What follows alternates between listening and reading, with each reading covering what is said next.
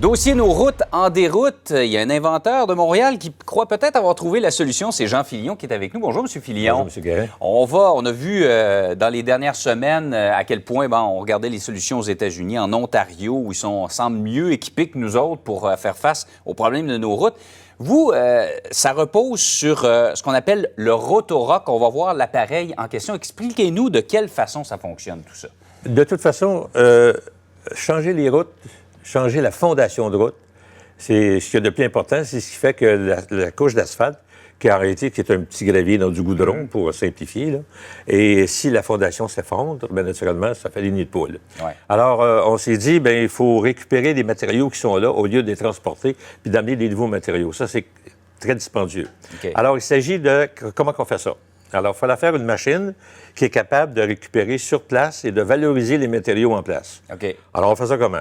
Alors, naturellement, on a commencé avec un premier prototype. On a commencé avec un rotor, avec 2 rotors, 3 rotors, des bords de concassage. On a commencé à travailler avec ça. Comme on dit, on s'est planté. Il faut recommencer, changer des choses. Et naturellement, il y a plusieurs millions de dollars qui ont été dépensés à ça. On est allé voir les municipalités pour leur dire, bien, écoutez, vous avez 1 kilomètre ou 2. À problème, à quelque part, on peut commencer par là. On a commencé avec ça. La ville, par exemple, de Donham nous a aidé énormément là-dessus. Val-des-Monts, différentes places. Alors, on a fait des expériences avec ça et on s'est aperçu que pour récupérer la fondation de route, les matériaux qui sont là, ça prenait le concassage par culbutage, que j'ai appelé le concassage par culbutage. Là, on voit un plan, là, un peu une coupe de... C'est quoi? Vous, c'est la couche du bas, là, les roches qu'on voit. Oui, en dessous du gris, là. En dessous du gris, exactement. La couche d'asphalte. Et c'est cette couche-là que vous gardez. C'est ça. Les matériaux qui sont là, qui d'abord, ils sont gélifs, ça veut dire qu'ils absorbent l'eau. Quand ils gèlent, ils dégèlent, il y a des problèmes. La granulométrie n'est pas bonne. C'est pas une bonne granulométrie de capacité portante, comme on dit. Okay.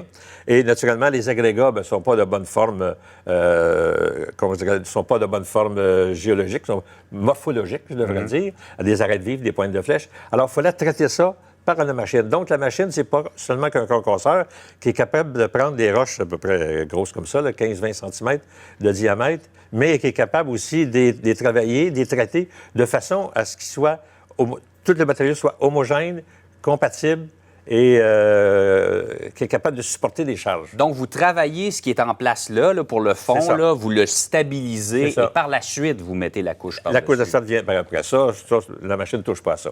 Et vous, comme vous le disiez, là, c'est pas juste un plan théorique. On a vu, vous en avez un Rotorock, là, la machine en question, depuis une vingtaine d'années, qui a été utilisée à quelques reprises. Et ça a fonctionné pour les tronçons que vous avez fait? Très bien. Il y a des routes encore que ça fait 7-8 ans et ça l'a pas bronché, ça l'a pas bougé. Et c'est moins cher et on s'en doute plus rapide, puisqu'on n'a pas à faire... On épargne sur le transport. Exact. Oui, c'est un bon point. C'est que pour que ça soit rentable, il fallait que ça soit assez rapide. On peut faire la même chose, mais si on fait 5-6 mètres par jour, avec une équipe, ça va coûter cher.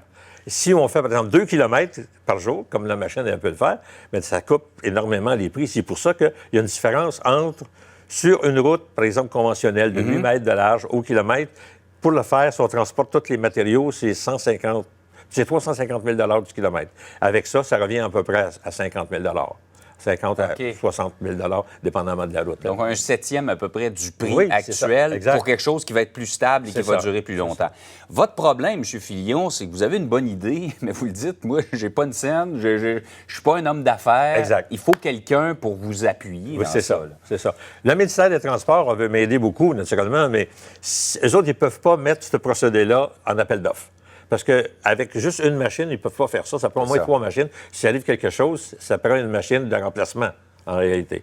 Alors, c'est pour ça que le prochain modèle que je travaille beaucoup sur AutoCAD, le dessin AutoCAD, ça prend un modèle de production qui va être capable d'avoir une meilleure apparence en partant. Ça aide. Et puis, qui est capable de travailler, la mettre en production, la mettre à plusieurs modèles.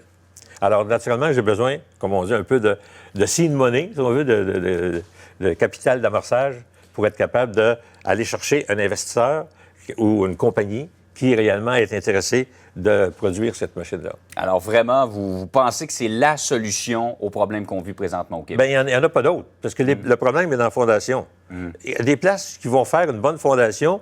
C'est des pays comme, par exemple, qui ont une grosse population, comme 45-50 millions de population, sont capables de payer pour faire une belle route à 350 000 du kilomètre. Nous autres, on ne peut pas. Mais on a une machine pour le faire. Alors, naturellement, si les autres, comme aux États-Unis, en Europe ou en Ontario, sont capables de le faire, eux autres, dépenser 350 000 si on a une machine qui le fait pour 50 000 pourquoi qu'ils dépenseraient 350 000 pour faire le leur? Naturellement, il y a le côté commercial de cette machine-là aussi qui devient intéressant. Ah oui, absolument. Ben, on va surveiller vos démarches. Merci beaucoup, M. Fillon, d'être venu nous en parler ce matin. Merci beaucoup. Au revoir.